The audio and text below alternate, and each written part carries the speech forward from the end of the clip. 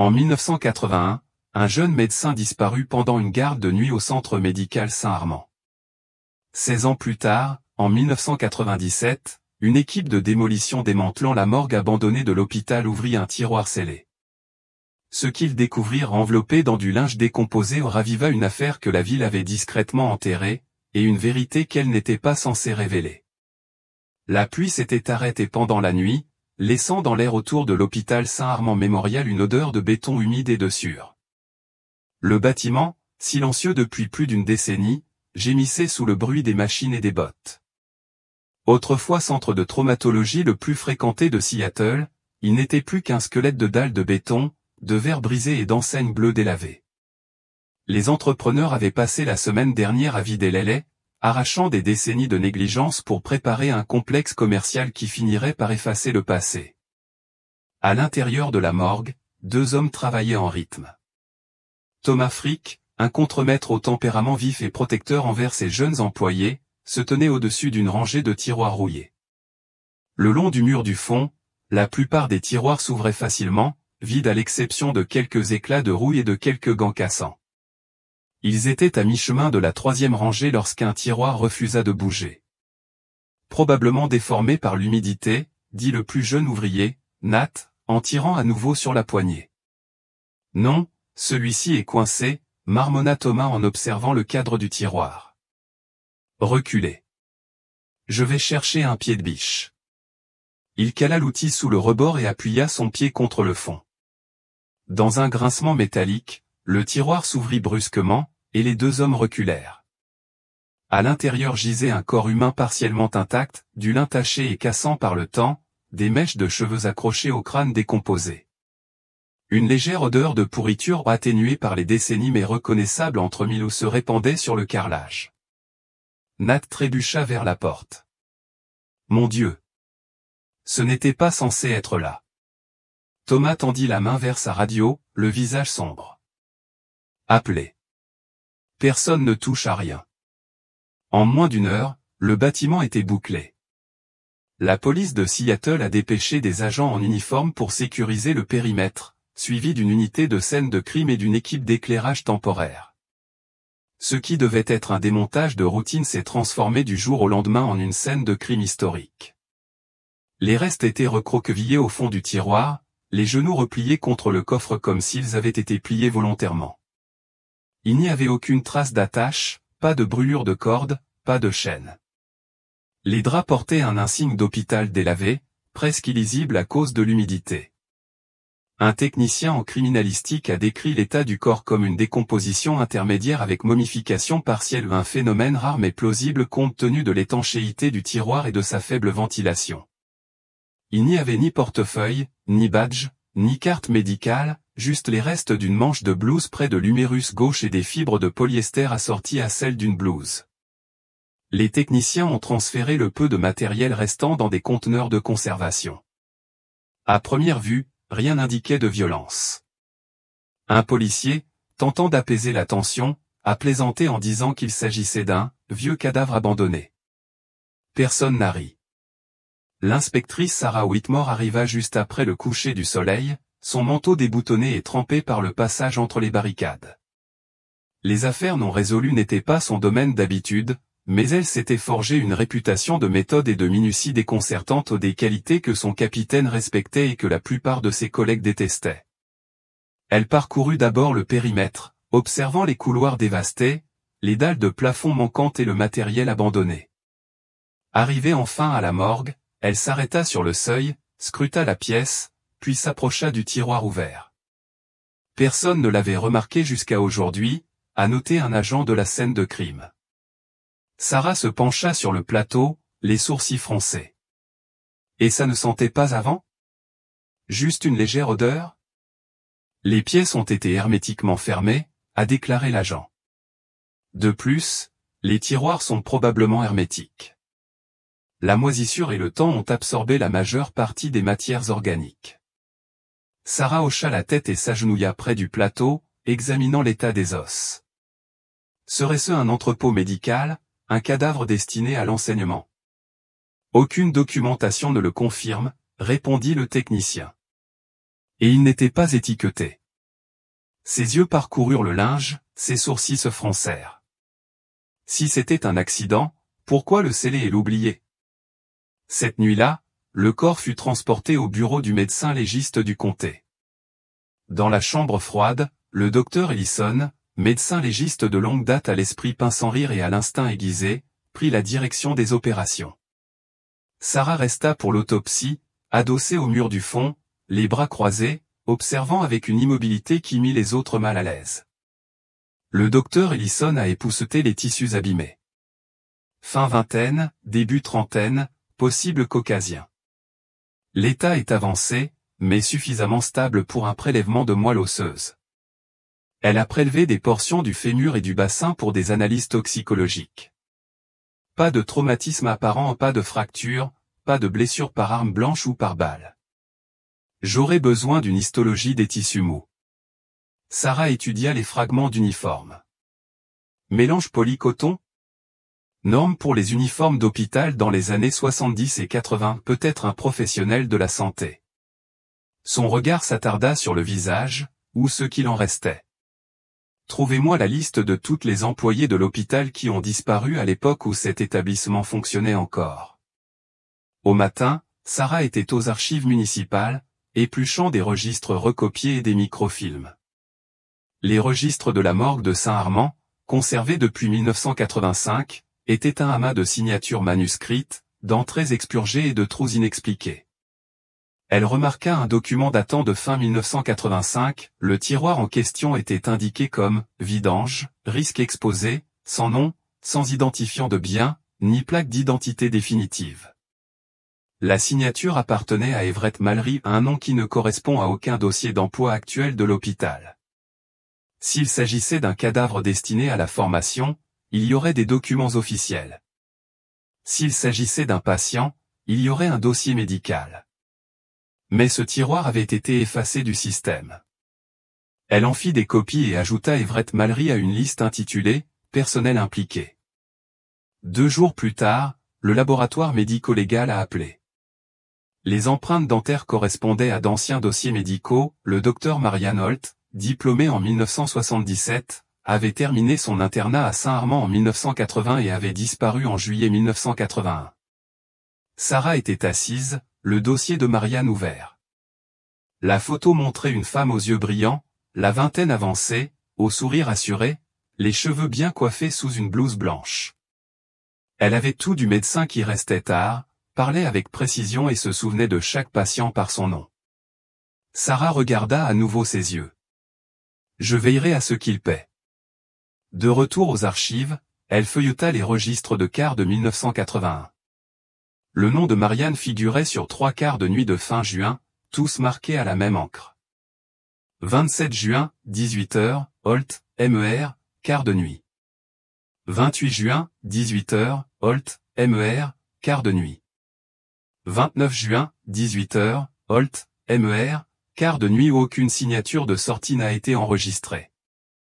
Aucune signature de sortie, aucune mention d'incident, juste un espace vide, comme si quelqu'un avait quitté la page. Les documents administratifs montraient que Marianne n'avait jamais été signalée comme disparue, aucun rapport de police, ni même de vérification d'aide sociale. Sarah a vérifié le classeur des RH dans les archives. Une note interne datée du 10 juillet 1981 mentionnait son statut comme suit, en congé ou non réceptif aux relances. Un post-it indiquait simplement « départ volontaire possible ». Un départ volontaire ne correspondait pas à un tiroir de morgue scellé et à une fausse étiquette de danger. Elle a retrouvé la trace du dernier domicile connu de Marianne, un modeste appartement de Capitol Hill. Le locataire actuel, un comptable à la retraite, ne se souvenait que de peu de choses, si ce n'est que le logement était resté vacant pendant des mois avant son emménagement. Dans les vieux dossiers du propriétaire, Sarah a trouvé une lettre de résiliation de bail datée du 12 août 1981, signée non pas par Marianne, mais par le service des ressources humaines de l'hôpital. Ils ont vidé son appartement, aucune perquisition, aucun contact avec la police. Un médecin disparaît en plein service, et l'établissement se contente de déplacer ses affaires et de marquer son absence. Sarah fixait la circulation sur Pike Street, son instinct lui disant qu'il ne s'agissait pas d'apathie, mais d'une tentative de dissimulation. Elle a organisé des entretiens avec d'anciens membres du personnel de Saint-Armand. Hélène Driss, une infirmière retraitée septuagénaire, a rencontré Sarah dans un restaurant. Marianne, mon Dieu, qu'elle était intense. Elle avait toujours des dossiers à la main, toujours en train de faire le suivi. Douce avec les patients, moins avec les médecins qui lésinaient sur les moyens. Est-ce qu'elle semblait instable, demanda Sarah. Non, répondit Hélène. Tout comme elle en portait plus qu'elle ne le laissait paraître. Elle disait qu'elle ne faisait pas confiance à briller, que ses patients ne recevaient pas les soins promis. Judith Spence, une autre infirmière à la retraite, se souvient d'une conversation à voix basse dans la salle de pause. Marianne avait dit, « S'il pense que je laisse tomber, il se trompe. » Et quelque part dans ces fragments aux documents effacés, corps cachés, non rayés des archives se trouvait la vérité que Sarah était déterminée à découvrir. Mais elle se souvenait de la voix de Marianne basse, ferme et effrayée au commissariat. Sarah a demandé à récupérer toutes les images de sécurité de 1981 qui auraient pu subsister. Les chances étaient minces, des enregistrements aussi anciens étaient généralement perdus à cause de la dégradation ou du recyclage. Mais Saint-Armand avait archivé quelques vieilles bobines dans le cadre d'une police d'assurance responsabilité civile aujourd'hui caduque. Une cassette VHS, intitulée « Urgence couloir ouest 29 juin 81 », est arrivée des archives. Lors de la lecture, la vidéo montrait une image noire et blanc vacillante d'un couloir juste devant le poste des infirmières des urgences. Marianne entra à 18h03, ajusta son stéthoscope et salua quelqu'un hors champ. Ce fut la dernière fois qu'ils la virent. La bande dura 6 heures supplémentaires, sans jamais ressortir. Aucune vidéo du niveau de la morgue n'a été conservée. Selon des notes internes, ces caméras avaient été débranchées des semaines auparavant pour des travaux de rénovation du câblage, qui n'ont jamais été enregistrés comme terminés. Sarah consulta à nouveau le registre de l'infirmière. Marianne était arrivée à 18h. Il n'y eut pas de signature de sortie. Son nom disparut tout simplement, tout comme ses notes. Aucun de ses dossiers médicaux de ce soir-là ne subsistait dans les archives officielles de l'hôpital. C'était comme si sa dernière garde avait été effacée. Sarah s'est ensuite penchée sur l'historique financier de Saint-Armand de 1979 à 1985. L'hôpital affichait des revenus irréguliers et une baisse constante du nombre de patients hospitalisés. Des notes internes faisaient état de reports de maintenance, de congés et de partenariats de recherche auxiliaires. Une série de subventions de sociétés pharmaceutiques avait permis de lancer le département de médecine interne durant ces années, notamment sous la direction du docteur Samuel Brier. Sarah a trouvé des documents de transfert de fonds destinés au développement d'études pilotes et à la collecte de données pharmacologiques. Pas de nom de patient, pas de protocole d'études, juste de vagues références et des coquilles comptables. Le nom de Brier figurait sur la plupart des documents. Il était chef du service de médecine interne l'année de la disparition de Marianne, l'année même où ces étranges paiements ont commencé, et il était désormais à la retraite, terminant tranquillement ses jours dans une résidence sécurisée à l'extrémité de Queen Anne. Ce soir-là, Sarah était assise dans son appartement, entourée d'une multitude de dossiers ouverts sur son ordinateur portable. La photo de Marianne, qui figurait sur sa carte d'identité, restait affichée à côté de son scan d'identification d'hôpital. Sarah revenait sans cesse sur la façon dont le nom de Marianne avait disparu des registres, sur la façon dont son appartement avait été vidé, sur l'absence de signalement de disparition. Chaque détail semblait intentionnel, comme si les fils avaient été coupés un à un, et non effilochés naturellement. Pourquoi le dernier quart de travail de Marianne a-t-il été annulé? Que savait-elle? Et pensez-vous que Brier est impliqué? Laissez un commentaire ci-dessous. Le lendemain matin, Sarah a commencé par une piste qui, espérait-elle, donnerait plus de profondeur à l'histoire de Marianne, sa famille, ses proches, quelqu'un qui pourrait la connaître en dehors des couloirs de l'hôpital. Elle a demandé le dossier de Marianne à l'ordre des médecins de l'État.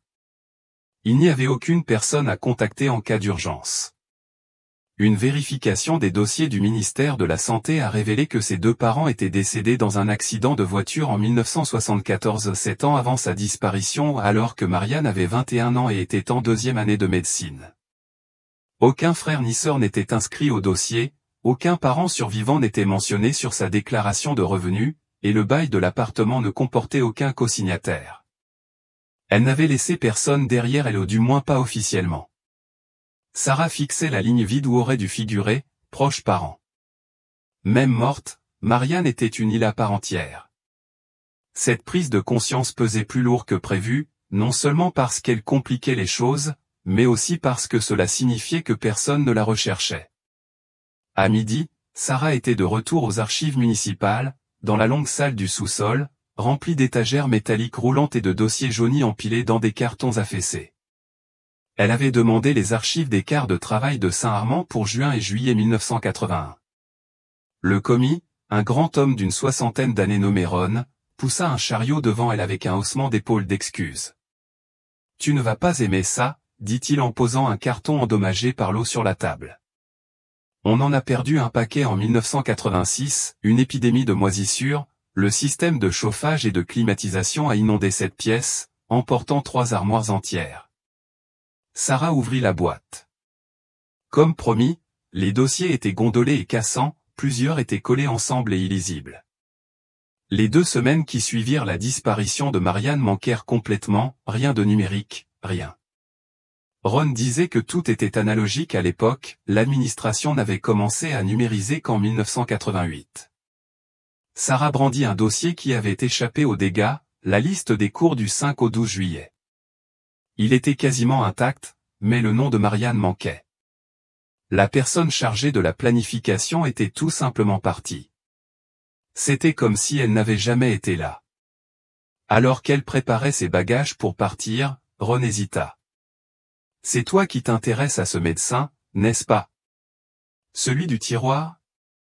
Sarah hocha la tête. Marianne Holt. Il se gratta la tête. « Attends une seconde. » Il disparut dans l'arrière-boutique et revint avec un dossier plus fin intitulé « Sauvegarde d'audit de profondeur non triée ». « C'était mes sauvegardes, dit-il. J'en gardais des copies, j'avais peur que les originaux soient détruits. » Sarah ouvrit le dossier. À l'intérieur se trouvaient plusieurs feuilles agrafées des plannings de rotation des urgences à un papier plus propre que les autres, légèrement blanc cassé, manuscrite, non dactylographié. IAML. Copier modifié. 29 juin 1981 Holten Night Salle 3. 29 juin 1981 Participation au Brié Parafé SB. Et voilà, un lien direct. 2 patients suivis par Holt cette nuit-là furent confiés au docteur Samuel Brié, ses initiales apparaissaient à côté des 2 dossiers. L'un d'eux avait été admis sous le code d'admission spécial, FTR 82. « Quel est ce code » demanda-t-elle à Ron. Il fronça les sourcils. Ce n'est pas un triage standard aux urgences, cela faisait peut-être partie d'un projet pilote ou d'un programme de recherche. Sarah copia la page et la plia dans son classeur. Elle ne dit rien de plus, mais elle planifiait déjà sa prochaine visite. Le docteur Samuel Brié vivait seul dans une tour d'habitation près de Volunté Park. Son assistante ouvrit la porte et accompagna Sarah jusqu'au bureau. La pièce sentait légèrement le cirage, des livres en cuir étaient alignés sur tous les murs, la plupart médicaux, quelques-uns philosophiques. Brié lui-même se tenait près de la fenêtre, un homme grand et soigné, la soixantaine, aux cheveux argentés et à l'air calme et confiant. « Inspecteur Whitmore, dit-il chaleureusement. Veuillez vous asseoir. » Elle a refusé. « J'enquête sur un décès. Un corps a été retrouvé sur le site de l'ancien cimetière Saint-Armand. » Il hocha la tête, sans surprise. « J'ai entendu quelque chose à la radio. »« Tu penses que je suis connecté ?» demanda-t-elle. « Vous étiez chef du service de médecine interne en 1981. »« Je l'étais, dit-il d'un ton neutre, mais c'était il y a longtemps. »« Vous vous souvenez du docteur Marianne Holt ?» insista-t-elle. Il sourit faiblement, mais son geste semblait mécanique. « Ce nom me dit quelque chose. Résidente, n'est-ce pas? » En fait, elle était présente. Elle a disparu pendant une garde de nuit, le 29 juin 1981. Ses restes ont été retrouvés scellés dans un tiroir de la morgue de l'hôpital. Son visage resta inchangé. « Je vois, dit-il. Quelle tragédie. Vous avez été affecté à 2 de ces patients ce soir-là, vos initiales figurent sur les fiches d'admission. Ce n'est pas inhabituel. J'ai supervisé de nombreux résidents, dit-il d'un geste léger de la main, mais je ne me souviens d'aucun incident particulier. » Sarah plissa les yeux. « Rien du tout ? » « Non, dit-il, toujours calme. Mais je ferai tout mon possible pour vous aider. » Son instinct lui disait qu'il savait déjà ce qu'elle allait demander bien avant qu'elle n'entre. Après l'entretien, Sarah est retournée à son bureau et a commencé à approfondir la carrière de Brier. Son nom est apparu dans 5 revues médicales entre 1982 et 1995. Après la fermeture de Saint-Armand, il a obtenu une bourse temporaire à Chicago, puis a rejoint le conseil d'administration d'un établissement de santé privé, puis a présidé une organisation à but non lucratif axée sur l'innovation en matière d'éthique institutionnelle. Loin d'être freiné par le déclin de Saint-Armand, sa carrière a connu un essor fulgurant. Elle consulta les documents financiers publics. Brier avait siégé au conseil d'administration de 3 sociétés pharmaceutiques au début des années 90, chacune ayant des liens avec des traitements expérimentaux et des essais cliniques accélérés. Ses notes commencèrent à s'étendre comme une toile d'araignée, financement interne de Saint-Armand, journaux de service manquants, code d'admission mystérieux et maintenant un médecin qui avait discrètement pris de l'importance malgré ses liens avec un collègue disparu. Elle sentit son inquiétude se resserrer autour d'une vérité qu'elle ne pouvait nommer, mais qui était pourtant proche.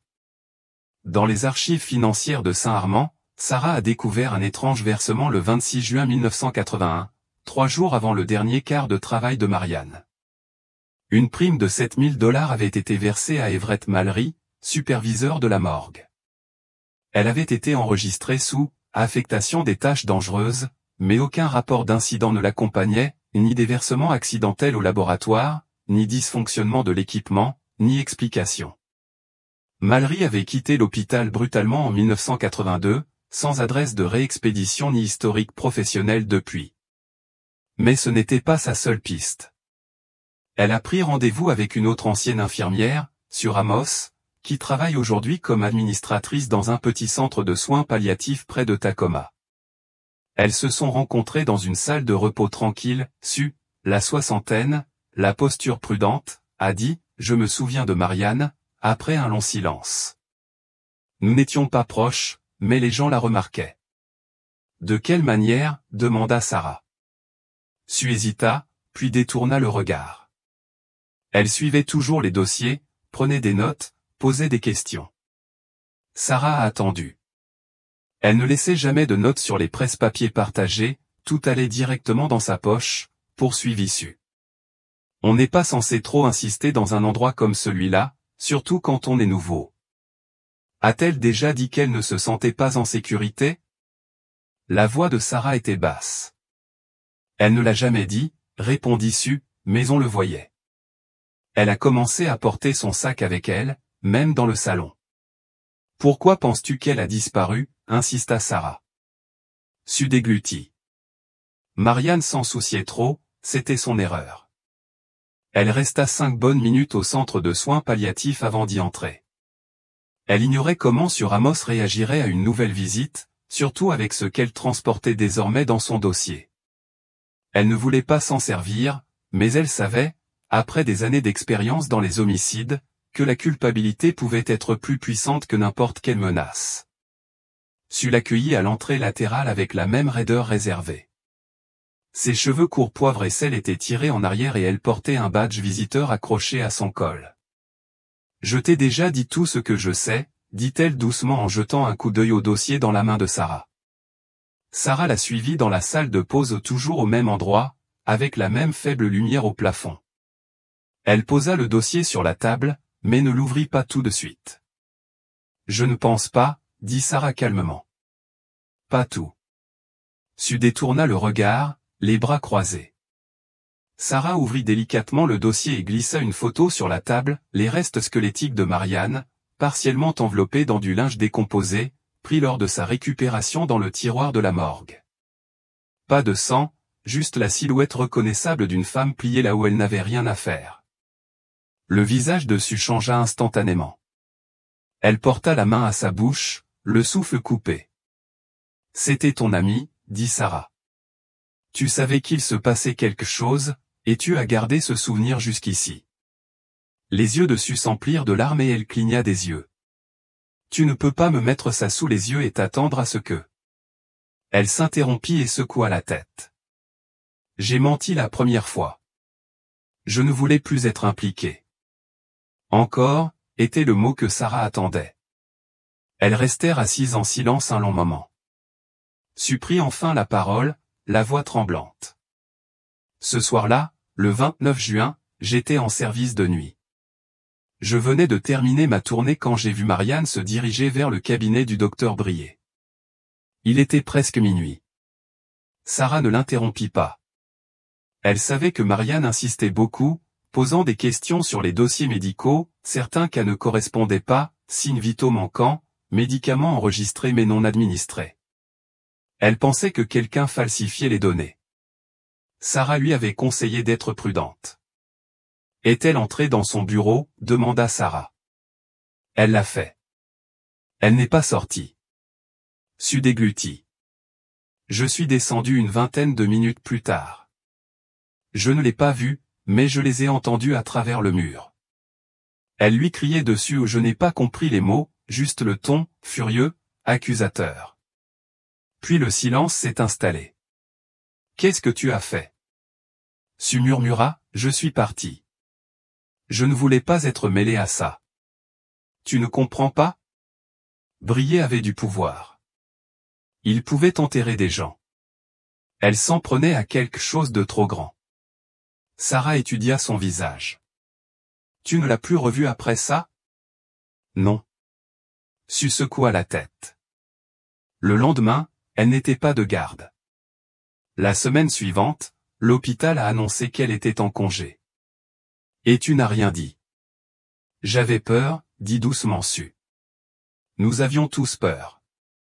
Sarah se rassit, lui laissant de l'espace. C'était la dernière fois que tu l'as vue? Sue hésita encore, puis ouvrit son sac à main et en sortit un morceau de papier plié, usé et délavé. Elle me l'a donné la semaine précédente, dit Sue. Elle m'a dit de le garder précieusement. Elle m'a dit que s'il lui arrivait quelque chose, quelqu'un devait se manifester. Où est-il? Je l'ai brûlé. La voix de Sue tremblait. J'ai eu peur après sa disparition. Je me suis dit que je me protégeais, mais je savais ce que je faisais. Sarah resta silencieuse. Elle retourna à son bureau et prit le dossier d'Everett Mallory. Le superviseur de la morgue avait disparu en 1985, 2 semaines avant la fermeture officielle de Saint-Armand. Il avait pris une retraite anticipée, aucune adresse de réexpédition n'était disponible. L'hôpital le qualifiait de « retiré administrativement », mais Sarah ne trouva aucun dossier de retraite, aucune déclaration d'assurance, aucun formulaire fiscal à son nom. Après cette année-là, elle a lancé une recherche nationale de pseudonymes et a trouvé une correspondance, Everett Mallory, et Russell Grant, de Spokane, dans l'État de Washington, un homme du même âge, de la même taille et possédant le même numéro de sécurité sociale partielle. Il possédait une petite maison d'une chambre, enregistrée auprès d'une fiducie foncière, et payait l'impôt foncier en espèces. Sarah est repartie 2 jours plus tard, logeant dans une location de ville banalisée. Elle a pu le constater visuellement, le même homme, plus âgé et plus mince, mais reconnaissable entre tous. Il s'était laissé pousser la barbe et s'était teint les cheveux, mais sa démarche correspondait à celle de la vidéo de surveillance de l'hôpital de 1982. Au cours des 3 jours suivants, Sarah mit en place un programme de surveillance discret. Mallory restait discret, un matin sur 2, il partait tôt, se rendait à pied à une coopérative de crédit voisine et effectuait de petits retraits d'espèces, pas plus de quelques centaines de dollars à la fois. Il faisait ses courses en espèces. Il conduisait un pick-up non immatriculé de 1992. Le détail le plus curieux survint le 3e jour, il se rendit dans un entrepôt isolé, à l'extérieur de la ville, y entra avec une carte magnétique enregistrée au nom de Russell Grant et resta près de 40 minutes dans l'unité 103. À sa sortie, il était les mains vides. Sarah a ensuite consulté le registre. Il se rendait dans cette même unité 2 fois par mois depuis près de 10 ans. Elle a extrait les documents d'enregistrement de l'unité 103, loués sous un faux nom commercial lié à une entreprise de livraison de soins de santé disparue. L'adresse correspondait à un entrepôt désaffecté, autrefois propriété d'une filiale de l'ancienne maison mère de Saint-Armand. C'était suffisant pour déménager. Le lendemain matin, Sarah l'attendait devant sa maison. Lorsqu'il sortit avec son manteau et ses clés, elle s'approcha. « Toujours Mallory », dit-elle calmement. Il se figea. « Tu n'as pas d'ennui pour l'instant mais j'ai besoin que tu viennes avec moi. » Elle ne le menotte pas, ouvre simplement la portière et attend. Il monte sans un mot. Au commissariat, elle l'emmena dans une petite salle d'interrogatoire. Son ton resta calme. Nous avons trouvé des relevés de paiement, une somme forfaitaire qui vous a été versée 3 jours avant le dernier service du docteur Marian Holt, 7 000 $. Inhabituel pour un technicien de morgue. Il ne dit rien. Il savait aussi qu'il était dans le bâtiment quand elle avait disparu, qu'il était responsable de la fermeture des tiroirs des cadavres avant la fermeture. Toujours rien. Ses doigts s'agitaient sur le bord de la table. Sarah se pencha. Il y a un tiroir à Saint-Armand marqué « Danger », j'ai vidé le même tiroir dans lequel nous l'avons trouvé. Tu as approuvé. Ses lèvres s'entr'ouvrirent légèrement.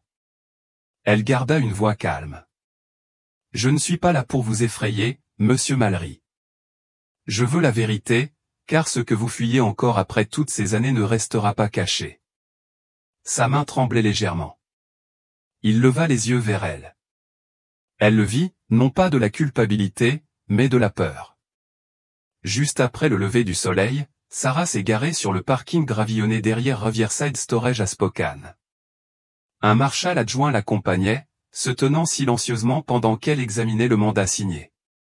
Cela n'avait pas pris longtemps, entre le pseudonyme de Mallory, le faux bail et le lien avec une filiale hospitalière disparue, la trace écrite avait suffi à justifier une perquisition.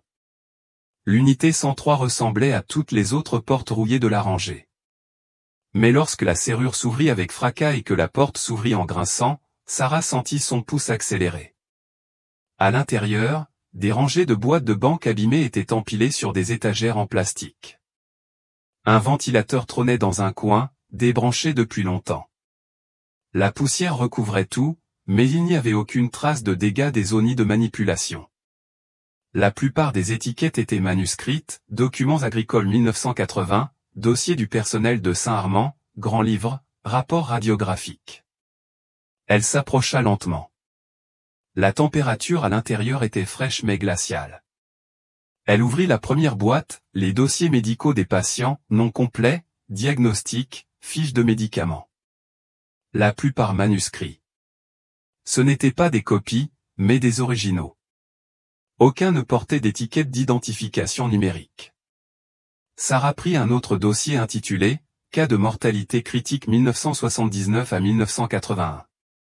Des dizaines de noms, certains cochés à l'encre noire, d'autres marqués d'une croix rouge. Tout en bas se trouvait une enveloppe vierge. Elle la sortit avec des doigts gantés. L'écriture la fit Jeannette. À l'intérieur se trouvait une chemise fine et fragile. Au recto, rapport d'incident non classé. Chaque page contenait un résumé de cas soigneusement dactylographié sur du papier jauni, non signé mais tamponné des annotations de l'hôpital.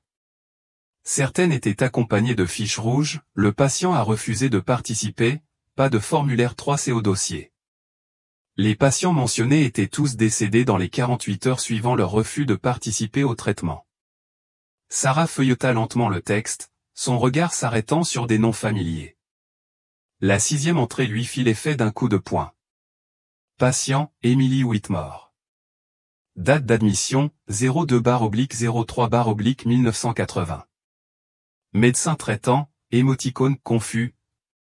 Briller. Résultat, arrêt cardiaque après observation, consentement au procès refusé. En bas, sa mère. Sarah resta immobile un long moment, relisant les lignes. On lui avait toujours dit que le décès soudain de sa mère était dû à une insuffisance cardiaque tragique survenue lors d'une observation de routine sans complications, sans avertissement.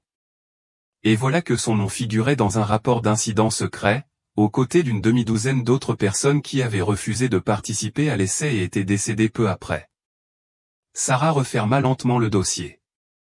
Son souffle était court mais régulier. C'était personnel. Dans une boîte séparée, enfouie sous une pile de feuilles de présence, Sarah trouva un carnet vert tendre au dos craquelé.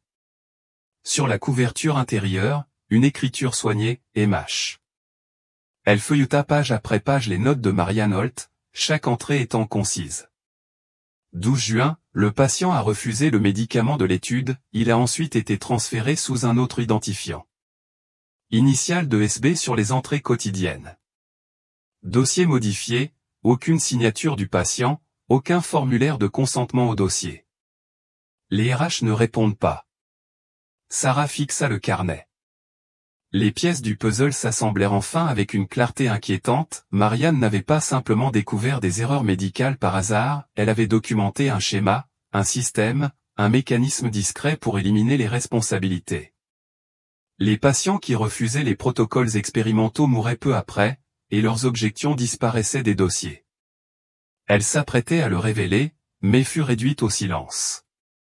Son sang bouillait, mais elle savait qu'elle avait besoin de plus de preuves pour arrêter les responsables. De retour au commissariat de Spokane, Everett Mallory était assis tranquillement dans la salle d'interrogatoire. Ses doigts tremblaient légèrement contre la table, ses yeux se tournant vers le miroir comme s'il sentait le poids qui pesait derrière lui. Sarah entra, une boîte à la main, sans présentation. Elle s'assit, prit le carnet de Marianne et le posa. « J'ai fouillé le garde-meuble, dit-elle. » Mallory ne répondit pas, « Tu as tout sauvé, » continua-t-elle. « Je pense qu'une partie de toi s'attendait à ce moment. » Toujours rien. Elle ouvrit ensuite le dossier de l'incident. Il n'y a plus d'erreur. J'ai les rapports, les registres, les documents qu'on vous a demandé de conserver ou ceux qui étaient censés être déchiquetés. Il ne parlait toujours pas. Elle se pencha. Que s'est-il passé ce jour-là? Parle. Finalement, Mallory expira, longuement et lentement, comme s'il avait retenu son souffle pendant des décennies. Je ne savais pas ce qu'il y avait dans le tiroir, dit-il doucement. Je te jure que non. Sarah a attendu. On m'a dit de le sceller.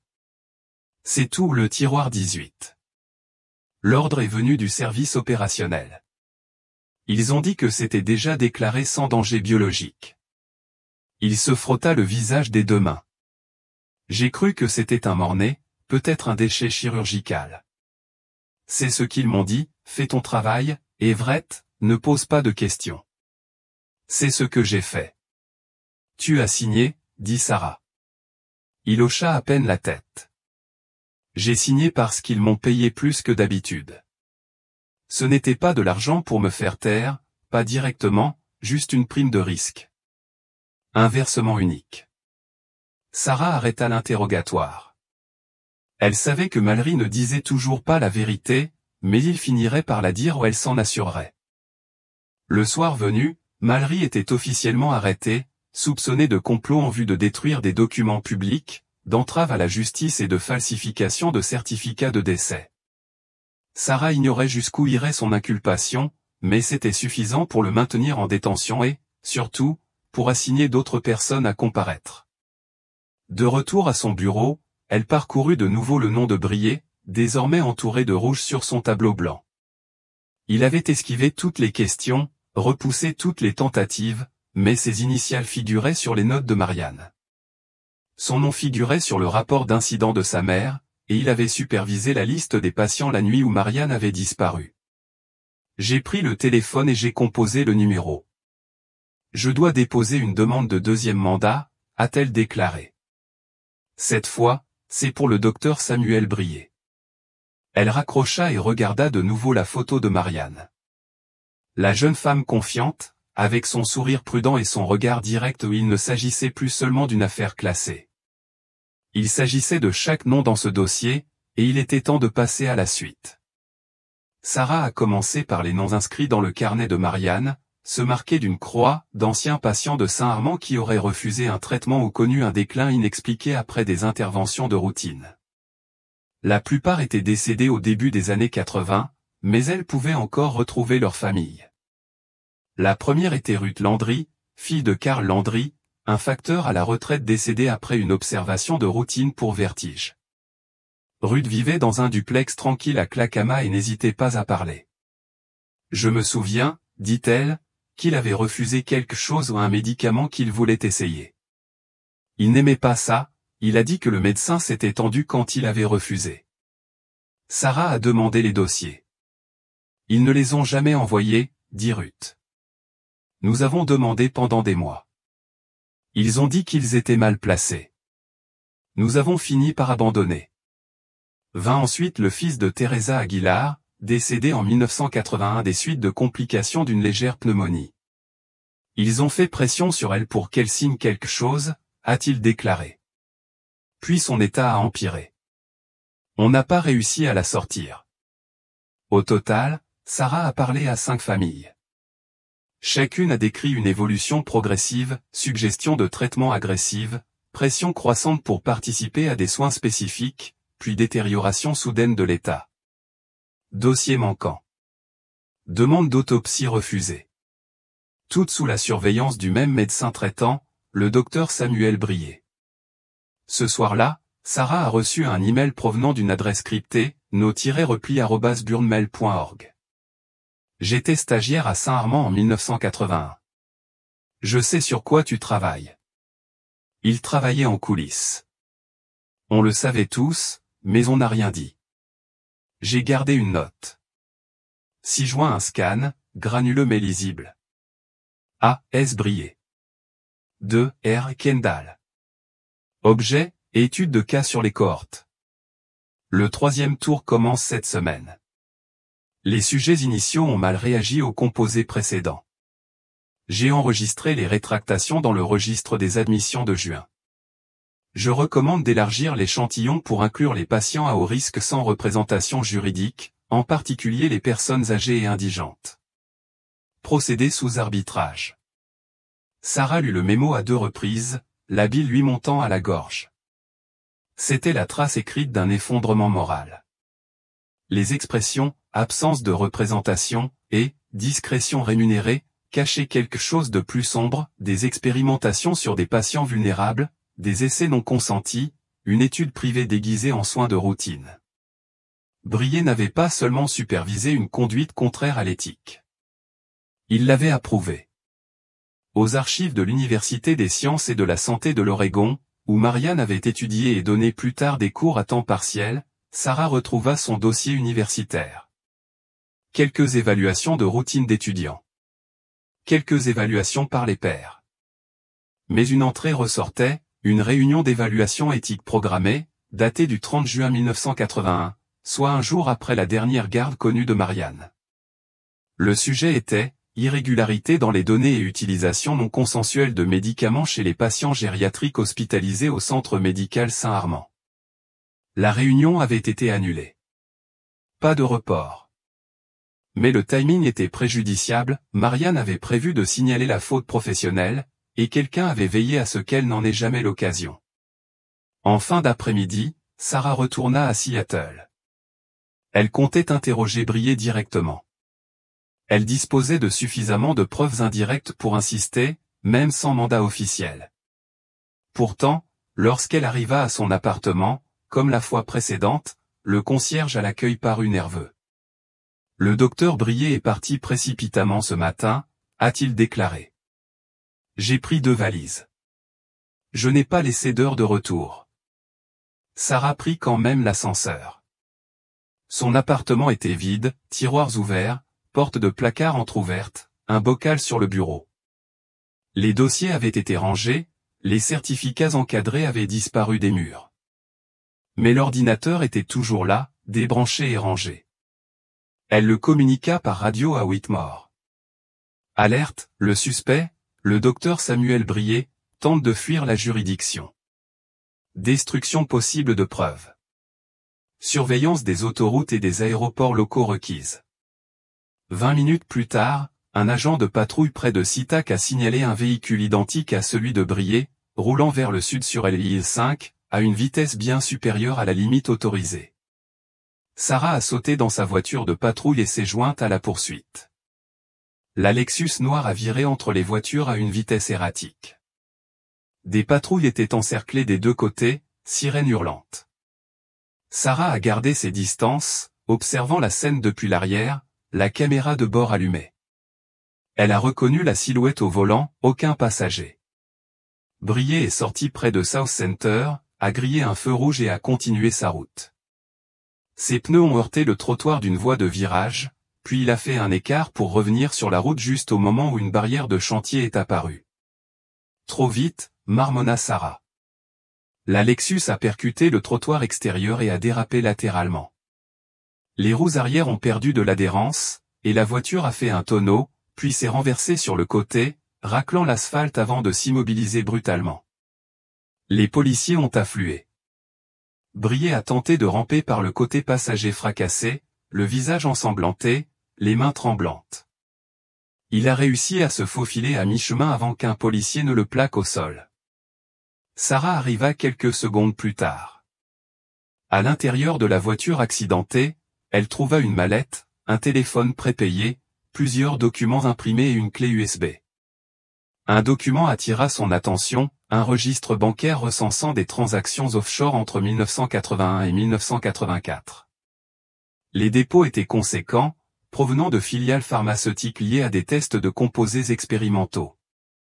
Un autre dossier contenait des lettres décolorées ou de la correspondance avec Clarion Biomédical, un groupe de recherche aujourd'hui disparu, connu pour avoir contourné les comités d'éthique médicale lors de sa brève existence au début des années 80. C'était fini. De retour au poste, Sarah a exposé les preuves, les notes de Marianne, la note anonyme, les relevés offshore et les chaînes de courriel récupérées sur la clé USB de Briey. Le procureur a approuvé un mandat d'arrêt à minuit. Briey, toujours vêtu d'une blouse d'hôpital, la tempe tachée de sang séché, était assis dans une salle d'attente, entouré de deux adjoints. Quand Sarah entra, il ne leva pas la tête. « Vous êtes accusé de fraude médicale, de complot et d'homicide involontaire », a-t-elle déclaré. « Des frais supplémentaires sont à prévoir en attendant l'examen de vos liens financiers. » Il leva les yeux, fatigué, déconfit. Sarah attendit. Il ne dit rien. Puis, finalement, il murmura. Elle allait tout gâcher. Ni des excuses, ni un déni. Juste ça. Sarah se retourna et sortit, mais elle ne ressentait pas de victoire. Elle ressentait tout le poids de 17 ans de silence brisé par une femme qui n'avait jamais pu s'exprimer. La salle d'interrogatoire était froide. Mallory était assis seul, les yeux rivés sur la table, les doigts serrés. Un avocat de l'aide juridictionnelle était assis à côté de lui, nerveux, jeune, silencieux. Sarah entra, un enregistreur et un accord signé à la main. Une réduction de peine en échange d'aveux complets et d'une coopération. C'est votre chance, a-t-elle dit. Dites la vérité, toute la vérité. Mallory ne répondit pas tout de suite, mais finit par hocher la tête. Les mots lui parvinrent lentement, comme s'il ne s'était pas dit à voix haute, même pas à lui-même. C'était Briey, commença-t-il. Ce soir-là, après la confrontation, il est venu à la morgue. Il a dit que Marianne avait fait une scène, qu'elle était en train de s'effondrer, qu'elle avait besoin d'être calmée. Je n'ai pas posé de questions. J'ai juste obéi aux ordres. Il m'a tendu un flacon de midazolam et une seringue, et m'a dit de la calmer jusqu'à ce qu'il comprenne. Je l'ai fait, elle a perdu connaissance en moins de 2 minutes. Puis, il s'arrêta, tremblant. Puis je l'ai emmené à la morgue. Il m'a indiqué le tiroir, le 18. Il m'a dit que c'était temporaire, qu'elle se réveillerait et serait réaffectée. Sarah se pencha en avant. Mais elle ne s'est pas réveillée. Mallory hocha la tête, les yeux larmoyants. J'ai vérifié le lendemain matin. Elle était morte. Et il a dit qu'on ne pouvait pas revenir en arrière. que le tiroir devait rester scellé. Selon Mallery, le timing était parfait. Peu après, l'hôpital a fermé plusieurs sections en raison d'une alerte à l'amiante. Le service de maintenance a évacué le personnel de l'aile et l'a scellé pour des raisons de sécurité. La morgue est devenue silencieuse, inutilisée, intacte. Brier a expliqué qu'ils avaient utilisé cette fermeture comme prétexte. Mallery a déclaré avoir modifié les registres de la morgue et marqué le tiroir comme contenant des déchets médicaux évacués. Personne n'a vérifié. Il a scellé le tiroir, l'a verrouillé et a dit aux autres qu'il avait été décontaminé et enregistré. Personne n'a remis en question la situation, tout le monde essayait de sortir de là. Sarah sentit un frisson profond la parcourir. « Tu savais qu'elle était là, dit-elle. » Il hocha lentement la tête. « Je n'arrêtais pas de me dire que ce n'était pas ma faute, que je ne voulais pas qu'elle meure, que je faisais juste ce qu'on me disait. Mais chaque année, c'était plus lourd. » Il leva les yeux vers elle. « Je pensais que le bâtiment serait peut-être démoli, qu'il ne la retrouverait peut-être jamais. Mais une partie de moi savait que ce n'était qu'une question de temps. » La conférence de presse eut lieu à l'hôtel de ville 2 jours plus tard. Une rangée de micros bordait l'estrade, et les médias locaux et nationaux étaient nombreux. Derrière le podium se tenaient le procureur, le maire et le capitaine de Sarah. Sarah resta au fond de la salle, les bras croisés, observant en silence le procureur prendre le micro. « Après 16 ans, nous pouvons enfin commencer à dire la vérité, a-t-il commencé. Le docteur Marianne Hall, jusque-là considéré comme disparu, a été identifié comme victime d'un complot médical et d'un homicide. Sa mort a été dissimulée en lien avec des expériences humaines non autorisées menées sous couvert de soins légitimes au centre médical Saint-Armand. » Des halètements résonnèrent dans la pièce. « Nous engageons désormais des poursuites contre plusieurs personnes impliquées, dont le docteur Samuel Brier, actuellement en détention.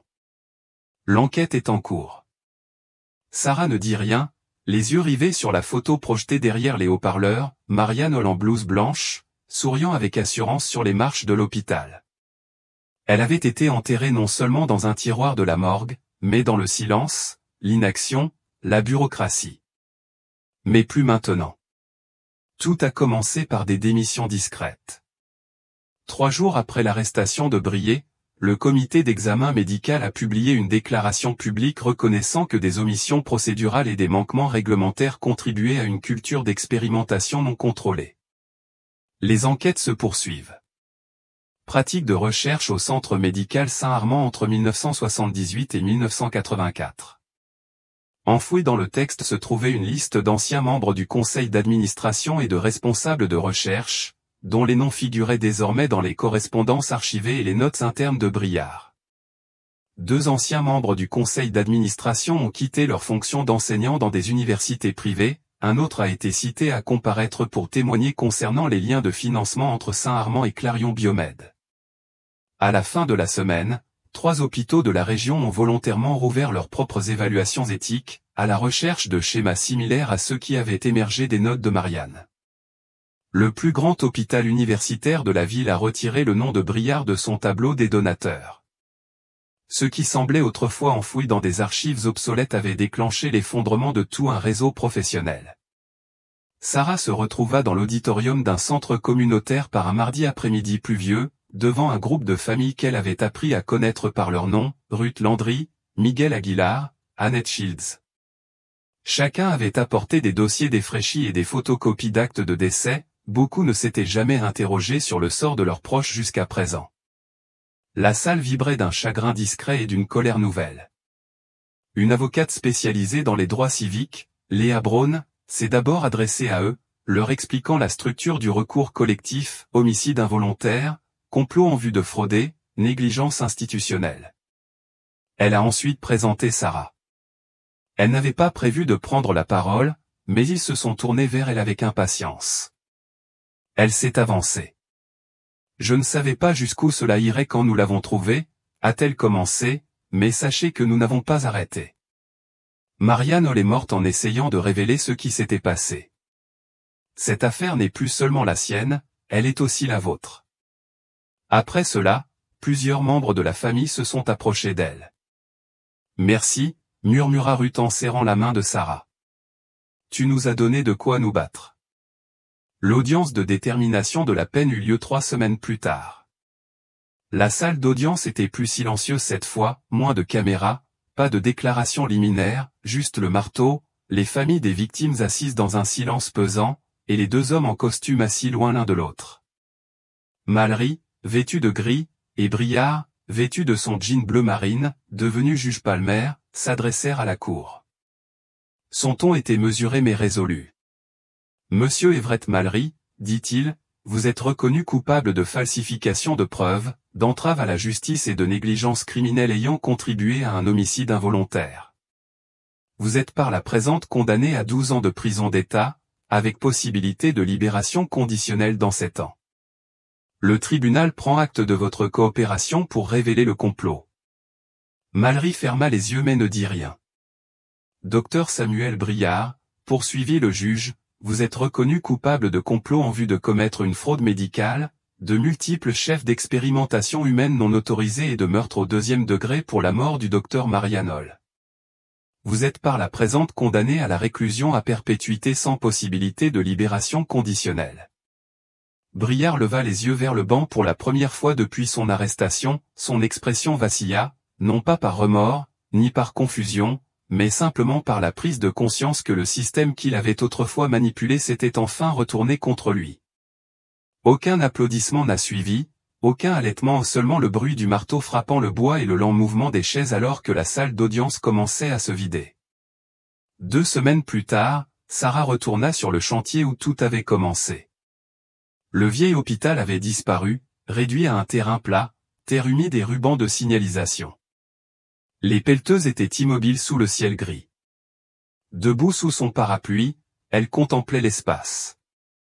C'était là que Marian avait travaillé, où elle s'était battue, enregistrée, résisté. C'était là que sa propre mère était morte. Pendant un long moment, Sarah resta silencieuse.